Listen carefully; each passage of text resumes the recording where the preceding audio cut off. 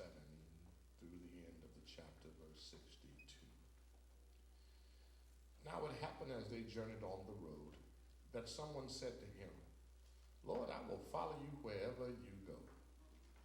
And Jesus said to him, foxes have holes and birds of the air have nests, but the Son of Man has nowhere to lay his head.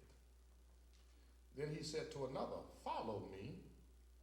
But he said, Lord, let me first go and bury my father. Jesus said to him, let the dead bury their own dead, but you go and preach the kingdom of God. And another also said, Lord, I will follow you, but let me first go and bid them farewell who are at my house. But Jesus said to him, no one having put his hand to the plow and looking back is fit for the kingdom of God. May the Lord add a blessing to the reading and hearing of his word. You may be seated. Just to make things easy, don't get it twisted, part 2. Don't get it twisted, part 2. For those of you that did not make last week's sermon, the topic was don't get it twisted, and it was in reference to the terminology used by young people that they don't want you to have a misunderstanding. And what is happening is that Jesus is clearing the air about some things so that there will not be any misunderstanding. And one of the things that we have to take into consideration is that so often in life there is a lot of misunderstanding because people assume things and in the process don't have the proper attitude because of the assumptions that they have made. If they had gotten correct information, then many times they would not have had the assumption or the attitude because of the unclear instruction. I'm reminded that in many instances in my life, my daddy might tell me to do something, and if I didn't quite understand it, it was common to hear me say, excuse me, but I didn't understand what you said, or I didn't understand what you mean. But now, oftentimes, when we get older, we just keep our mouths closed and listen, and hopefully they'll say something that brings some clarity to our understanding, and then we can look like we're intelligent and go head on and not look like we're dumb because we had to ask a question, what you talking about? Now, what happens today is you have Jesus in a discourse with 3 different men in successive succession as he is taking a journey from Samaria on his way to Jerusalem. And in the process of this conversation or this journey and these 3 men, each one comes up with his quote-unquote understanding of what he wants to do in relationship to Jesus. Now, I say that because I want you to understand that all of us have some preconceived notion of what is involved with Jesus. And many people nowadays have the attitude, you ought to be glad I joined your church. You ought to be happy I come to be a part of what's going on in your church. Well, now, I want you to understand something, that in the church doors are always open, but just because they're open don't mean any fool can just rush in and try to take over. Right. And what happens many times is that many people have in their minds what ought to go on in the church relative to their previous experiences in life, and they want to bring that with them when they come to church, not recognizing the church does not operate how it operates, the world operates everywhere else. And I say that so that we can come to grips with the reality that these men, as I have said in previous weeks, had their own agenda of why they were coming to Jesus. And they were coming to Jesus figuring Jesus ought to be happy to accept them on their terms rather than they are setting their lives in order and concert with the activity and the demonstrative lifestyle of Jesus. Did I say demonstrative lifestyle?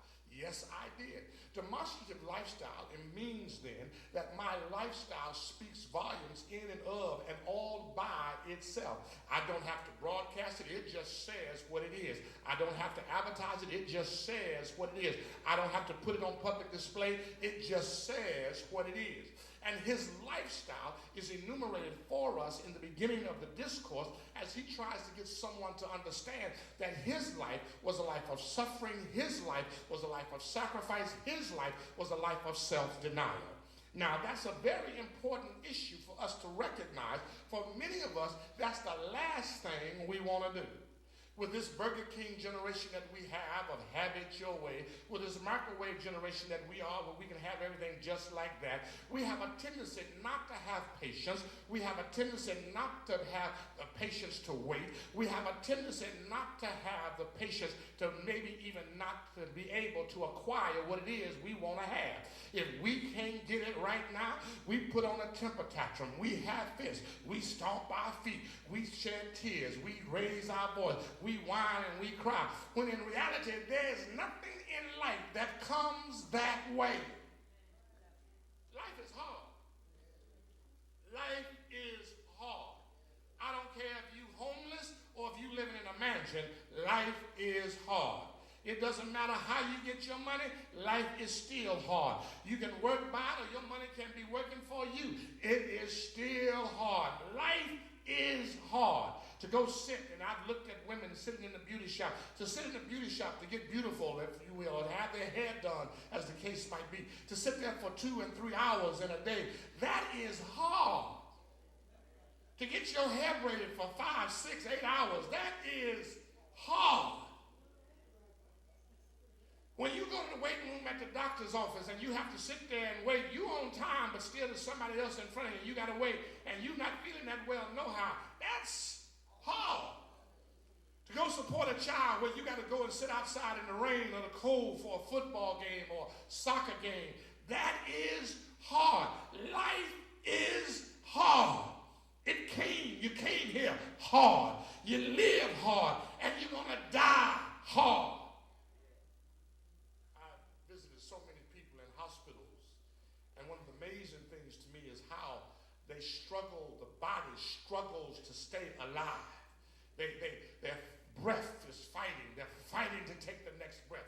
They're struggling to take the next breath. And still they're not surrendering. They're not going to give up. They're not dying easily. They just fight to stay alive. Even in the throes of death, the body does not surrender. It succumbs.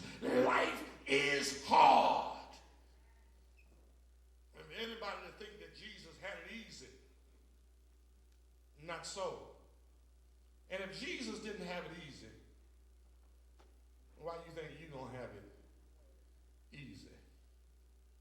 Well, it's not got quiet. I don't know if I can wake y'all up today.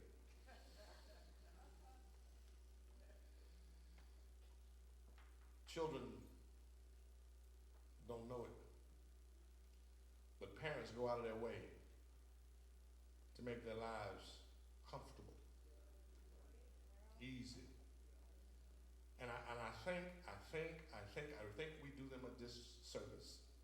I think we do them a misjustice, because that's why so many of them are still at home in their 30s, still at home. Notice I didn't say 20s. When I was 18, it was sayonara. Y'all, maybe my daddy and mama, they didn't, he said you get 2 weeks to visit. After that, you ain't visiting, you need to pay rent. You pay to use my hot water. You go take your clothes to the laundromat. Don't wash your clothes here unless you pay extra. Buy your own soap powder. And let me show you something. My stepfather said, let me show you something. So he opened up the refrigerator. You see what's in the refrigerator? I said, yes, sir. He said, did you buy anything in there? I said, no, sir, then don't take nothing out. It ain't got your name on it. And I'm not putting my name on it. You ought to know whether you put something in there. And if it's something that's bad enough that you won't ask. And if it's mine, pay me when you ask it. Because I got to replace it. You laugh, you chuckle because you think it's funny. But let me share with you the reality that that's how the world is going to treat you. Go to a restaurant and see if they let you eat for free. Just because you, as Sally Mae's daughter or son, the owner of the restaurant could care. Go in the store and see if you can walk out of there without paying for the merchandise. They'll throw you under the jail. And see, we in the quote-unquote pseudo-love that we have to shelter our children and protect our children, we hinder them because in the process of their life, they don't really get to understanding that you got to go out there and hit a lick to get over. You got to put forth forth some effort. You got to put forth some energy. It's something required of you. Y'all don't hear me up in here, but there's a generation that got up when the sun got up and didn't go in till the sun went down. And they worked hard and they moved